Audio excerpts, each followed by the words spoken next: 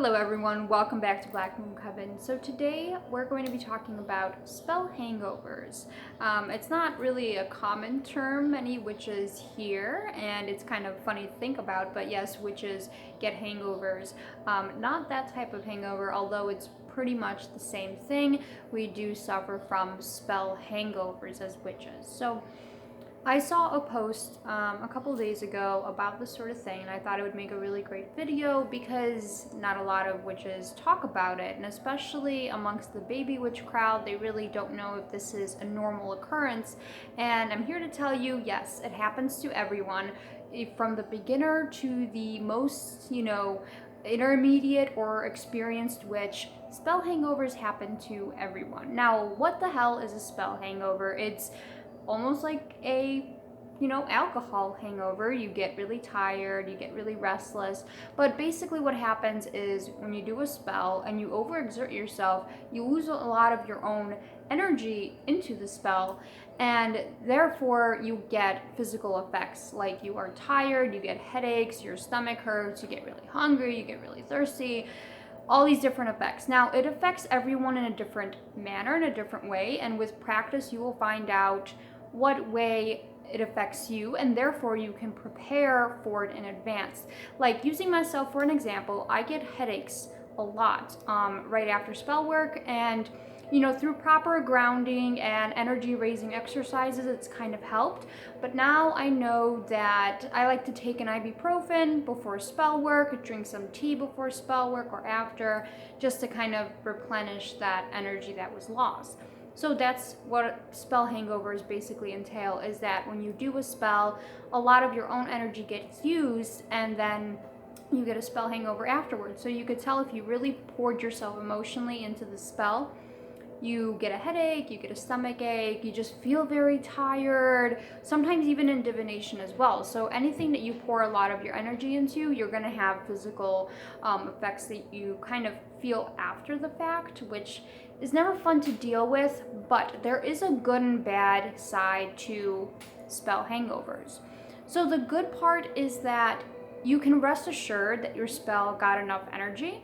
You could rest assured that your spell was done with a lot of energy, with a lot of intent, and it could probably work out. Now, that doesn't mean that the spell will definitely work out. Sometimes we pour a lot of energy into a spell that's complete bust. But it does mean that the spell got the appropriate amount of power. So you know that. The bad side of spell hangovers is the physical effects. So, your headaches, your stomach aches, etc.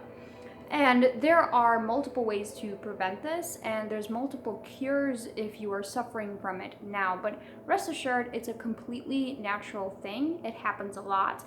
Usually it's due to witches not properly grounding or centering themselves before spellcasting, or not raising enough of their own energy before spellcasting.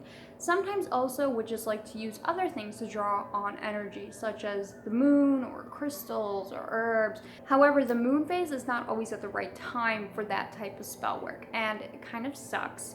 And a lot of witches, sometimes you need to do a spell right away. Sometimes it's a matter of protection or defense, and you need to do the spell right away. You cannot wait. Then you draw on your energy yourself, and you have to know proper energy raising type of rituals, so then afterwards you are not completely dead for a couple of days. Over time and over practice, especially in realms of spell work, you will notice a diminishing in your spell hangovers, especially with more simple type of spell work. Now, most people will say, well, why would I want to know this? Why is it important to know how it affects me? All that different stuff.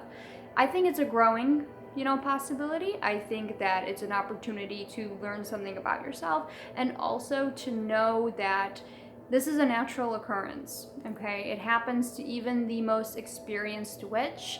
It just happens sometimes. Sometimes we pour so much energy into the spell work that it drains us physically, and it happens, and over time you will learn how to prevent it, how to cure it through your own experiences. So it's really don't let this scare you from spell work too. I notice a lot of younger witches are either getting scared of doing spell work just because of the energy aspect of it, or because they see others online saying I'm like dead tired after a spell, or I had a headache for like 2 days after a spell, so on and so forth.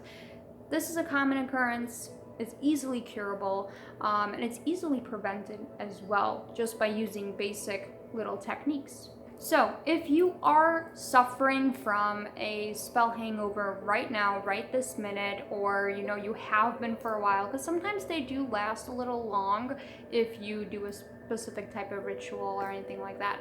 So if you are suffering from a spell hangover at this point, I really recommend that you get a proper amount of rest. So really watch your sleep pattern. Don't stay up too late.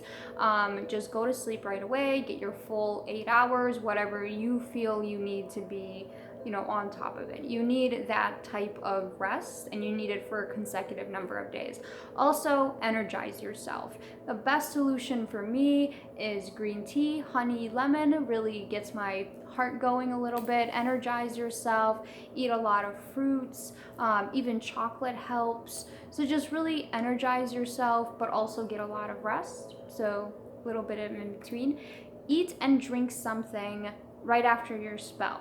So there's a reason that, in a lot of spell books, it says, after the ritual, or a lot of rituals contain the fact that you eat and drink right after the ritual, whether it be bread or wine or chocolate and juice or whatever the case may be.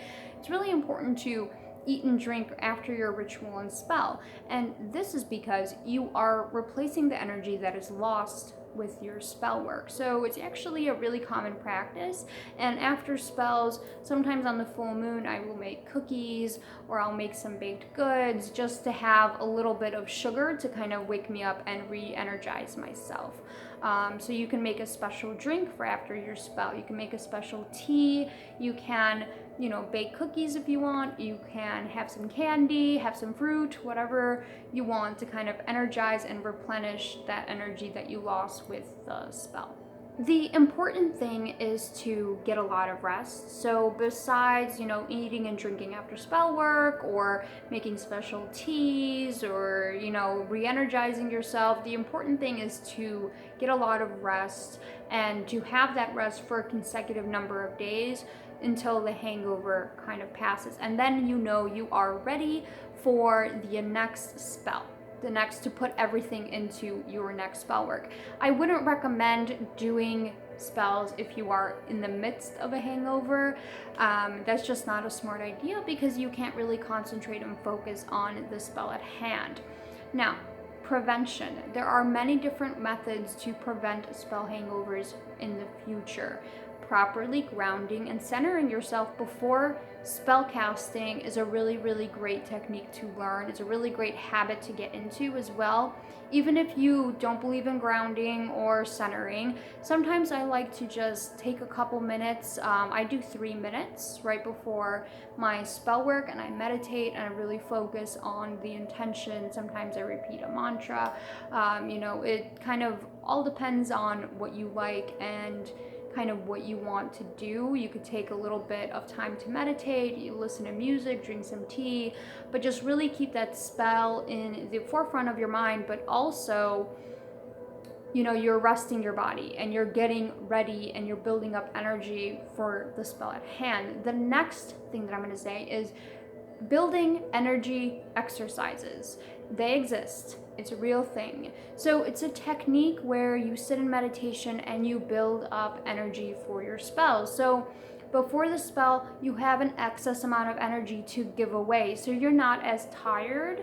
So you kind of energize yourself. So get your heart racing. Sometimes dance is great, or music, certain teas and stuff like that, to kind of energize yourself, give you that energy to push it into the spell. So you're not as tired as having just your own energy and that spell kind of taking that energy from you. So besides all of this for prevention, proper rest is always the best thing. A witch needs her 8 hours sleep. That is definitely true. Drink a lot of water. Just get yourself mentally prepared for the spell, you know, like you have everything laid out so you don't have to think about it too much, so you could just focus and put your energy in there. Remember to eat and drink after a spell. Remember to get proper rest at the night of the spell, so don't be planning no 3 a.m. spells.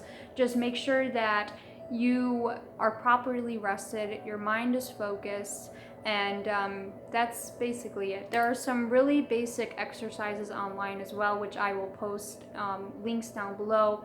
So if anyone wants or is curious to look into energy raising, you know, exercises, I feel like every beginner should know how to raise the appropriate amount of energy for the spell and how to prevent these things from happening. Even though it happens, we can prevent them all we want. Sometimes it just happens, and luckily there is a cure. You just have to get a lot of rest. Spell hangovers, they happen to everyone. You know, all you have to do really is make sure that you are rested and do proper preventative measures or aftercare after spell work, and you will be completely fine. You will be ready to go for your next one. So thank you everyone for watching my video. Join the coven if you haven't done so already by subscribing to my channel and following me on all of my social media. I'll post some really cool amino communities down below. And yeah, follow me everywhere, and remember to get plenty of rest. So until next time, have a lovely rest of your evening.